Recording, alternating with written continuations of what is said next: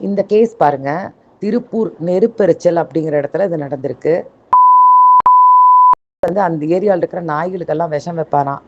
அது மட்டும் இல்லாமல் கழுத்தில் சுருக்கு போட்டு நாய்களை இழுத்து கொண்டிருக்காராம். நிறைய நாய்கள் இந்த இந்த ஆள்னால இறந்து போயிருக்காங்க. இந்த ஆள் பார்த்தீங்கன்னா, இந்த சண்டை கோழி இருக்குல்ல, அதை வளர்த்துவா அப்படியம்மா. ஸோ அந்த கோழிகள் ரோடு பூரா மேயுமாம்மா. அந்த கோழி ஏதாவது நாய்கள் பிடிச்சிருச்சு அப்படின்னா உடனே அந்த நாயை இவர் கொன்றுவாராம்மா அந்த ஆள்.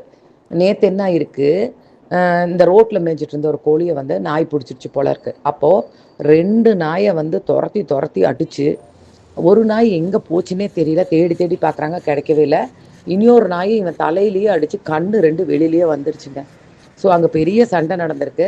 அதுக்கப்புறம் இந்த கேஸ் நம்மக்கிட்ட வருது. இப்போது இந்த கேஸ் பார்த்தீங்கன்னா, இந்த டாகு ரொம்ப மோசமாக இப்போ கண்ணு 2 போய் தொங்குதுங்க. நேற்று எடுத்துகிட்டு போய் ஆப்ரேஷன் பண்ணி கண்ணு 2 நம்ம ரிமூவ் பண்ணிட்டோம். இப்போ அந்த குழந்தை தங்கம் மெமோரியல் ட்ரஸ்ட்டில் ஆஷாமாவோட நேரடி பார்வையில் பாதுகாக்கப்பட்டு வந்துட்டுருக்குன்னு வச்சுக்கோங்களேன்.